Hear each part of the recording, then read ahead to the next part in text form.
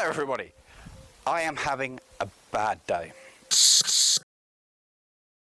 Now you'll remember in one of my previous videos that went up, I said I'd put this back together again, and I was confident that in fact I never said I was confident, I said I'd put it back together again and wish me luck.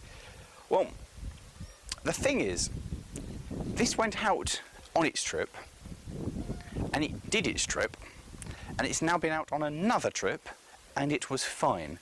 However, we went to take it to a show this morning and voila, it's pissed its guts everywhere. And we don't really know why, and that's the really upsetting thing. We're assuming there's a blockage somewhere. Either it's airlocked itself randomly in the 2 trips that we took it on, or it's developed a blockage. But it's pressurising the header tank and just throwing as much water as it can out of there. And we've just taken the drain plugs out of the bottom of the rad and the return pipe, and they were still pressurised despite the header tank not being pressurised. So something somewhere is wrong. In other news, I can highly recommend buying vintage fire engines. They are totally no problem, highly reliable and always good fun. So yes. Also, fire engines hold an awful lot of coolant. Furthermore, coolant tastes funny. I believe the simple way to do anything on this truck is you take the radiator out, disconnect the drive from the engine, and the whole thing pulls forward on rails. We're not going to do that. So what we're going to do is take the inspection cover off and inspect from above. Now, because this is a truck from 1981 and built in England, a lot of the stuff on it is Imperial.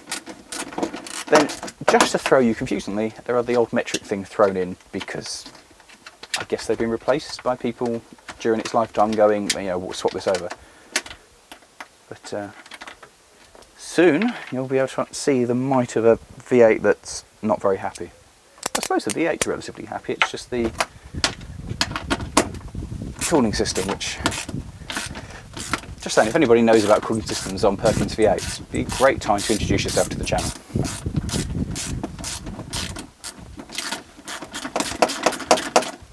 What's really annoying is this was meant to be out this weekend, next weekend and the weekend after, and at the moment it looks like, it's not going to do any of them. Whoops. And then finally,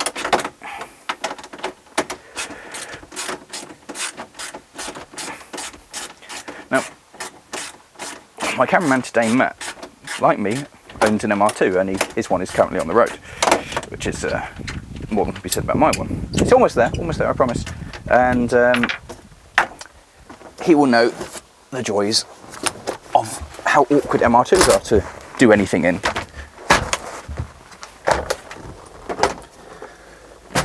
But it's there now. You do not know the stress or the pain or the whatever of trying to work on an engine like this. Because this is how we get to everything like this, is you sit on the chair in a kind of crouched position, like so, and then everything is bent over and just, or lying on the seats. It's not a handy thing to work on. Alright, everything is in the way on this. That must be the pump, and that is warm, so that's the pump, and that's the fan, because that's the only thing it could be, because it's not the alternator and it's not the drive out of the engine. Therefore that is the pump, and it has water pipe coming into it there, which is coming off, but that's coming off the radiator. I just thought the drive would have gone to the radiator. Right, and then the other side, there is a pipe that goes back down. I don't know where that goes. But below the thermostat. Where does that go? Well, it's going to be a fun game of... So, thermostat, water jacket, thermostat. Where's water go into this? That's what I could do with finding out. This should be... Header tank should have 2 pipes coming off the header tank. There's just 1 pipe coming off the header tank.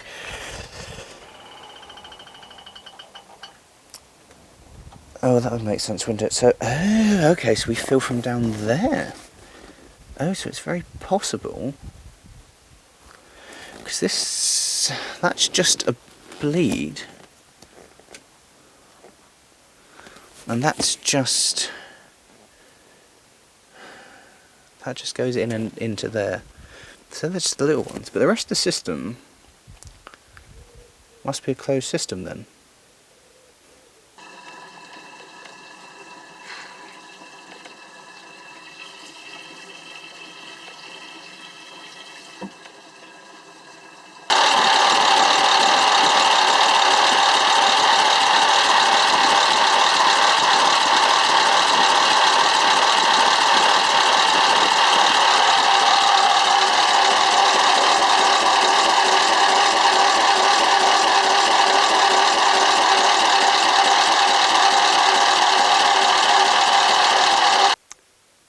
So, from the fact we're back inside the shed, you can probably tell that it's not gone well. And no, we haven't gone and come back from our day out. What have we done? Well, we took the top off, as you saw, and then we filled it up with some water, and the water came back out, and we drained all the water properly, because we thought, oh, maybe it's an airlock that's gone on here. And so we refilled it, and we went, it was an airlock, it's all fine. So let's go for a test drive. So we went and did 2 laps around the local area, and on the second lap, water overflowing out of the overflow again. Well, that's a problem. So we pulled over and came back in here and parked up and had a look. We don't know what's wrong, and we got a horrible, horrible feeling that it's a head gasket, and that would be very bad. It's actually, at the moment, from what we found, we have definite pressurization of the water system happening.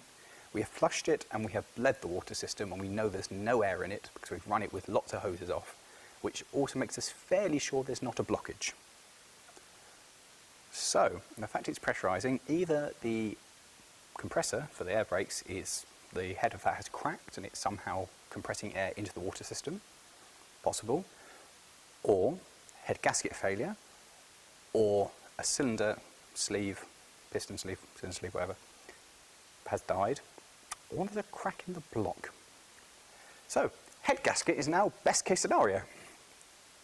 I've never done a head gasket on something like this. The last thing I did was my 106. That was okay. This, however, is not. So, from being a nice little video of us going out on the fire engine for the day, has evolved into a non-video. So we thought, what can we do? The tyres may have seen better days and are a bit leaky. But this is why we bought a compressor, because it makes all these things a lot easier. Look at that, taking air like a boss. Wow, there's some... Wow. These tyres are fine, I'm sure of that. Ask any policeman you like, they'll all tell you, these are fine. And for today, we're just going to charge up and down a field. Now, this is particularly noteworthy for me, because this is the first time that this is run with its bonnet on, which has come back, and as you see, we've got some lovely new panels here, which we did definitely not scrape and scuff by putting them on the floor earlier. Now, when we fired this up the last time, I'd already taken the bonnet off, because I took the bonnet off and the used to have loaders on it to make it easier to start. And that was the first time we think it started for 20 years. So this will be the first time in 20 years that this thing has gone for a drive with the bonnet on. And isn't it cute? Have you ever seen a tractor as pretty as this? Oh, and the other thing that's really cool, hold on. This is professional YouTubing right here of, there we go. I've acquired these. I've got a pair of these to go onto it. They're going to go in like that. A pair of them either side. Oh, it's going to be so cute. I've got the new replacement lights have gone on here. They're not wired in because, well, there's a wire down there, and that's the remains of the wiring loom, and there's no electronic switch yet. But we're working on that. I've just had the horrible realisation that out of everything in the shed that's mine, this is the most working vehicle. So we're going to go enjoy that fact. Right, there's some air in that tyre. That tyre has air in it, and I don't dare put any more in it because it might go boom. And that's just needs a... Yeah, that's fine. Right, outwards. Isn't it spectacular? So, there are some bits which are work in progress. If you come round here, you'll see the biggest current budge, which is the... that's meant to be a bar that goes in here and across here. Cable ties are not the correct way this is meant to work. But if you don't have cable ties, the hook just hangs on the ground, so that's bad. This here marks the remains of the original wiring loom, which should go to this, and to that.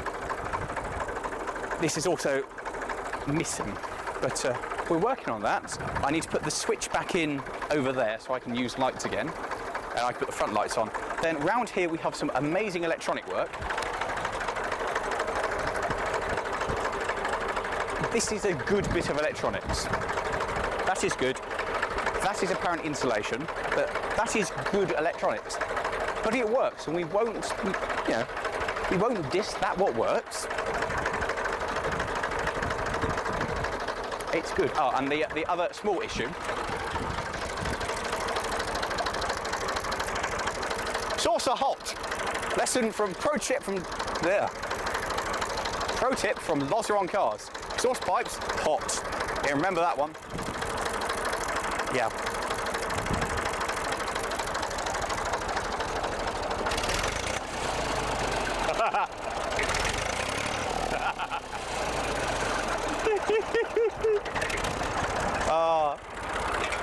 Which is great. So what we're going to do now is we're going to go take it for a little drive. I'm going to have a little go. My friend Matt's going to have a little go, and Jeffrey might even have a go. Because why not? We're going to take it. What's really cool is this is the farm where this tractor spent its working life. So we're going to go take it up on some of the old fields, and it's going to relive its glory days. By which I mean charge around at full power, which is like 10 miles an hour on some fields. So without further ado, let's go! Whoop, gear. There's a gear.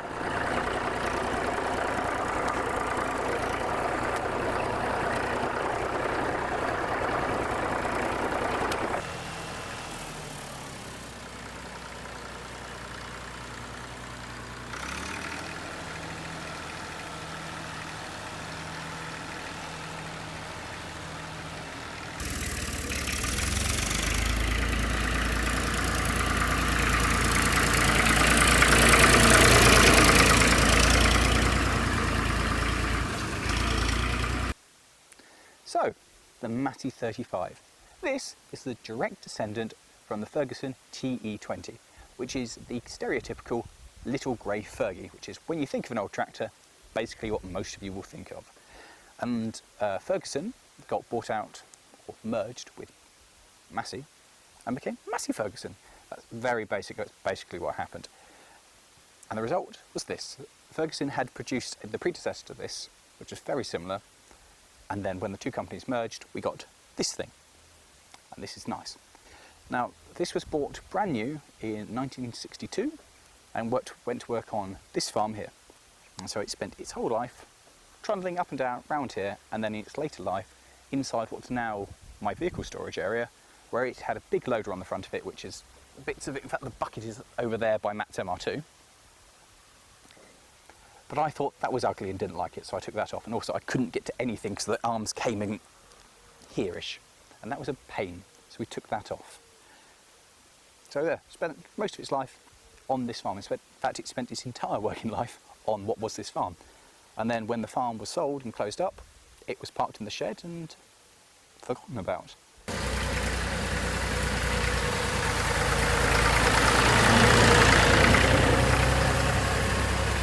I've known Jeffrey for over 10 years now, and I saw this thing covered in rubbish when we went in to look at it, because Jeffrey used to race karts, so he took us all up to see his racing karts. I was like, oh, yeah, that's cool. What is that? And for about the last 10 years I've been, we should do something with that old tractor. if you ever want to sell that tractor, I'd be interested to, can I buy that tractor because we've cleared everything around it and I'd really like to have that tractor? And they said yes. And I'm very much in love with this tractor. I've had a very nice day trundling around doing a little bit of filming. Matt's done a bit of filming with it. Jeffrey's had the drone up and it's just been really good fun. I let Matt have a little drive. Matt loves it.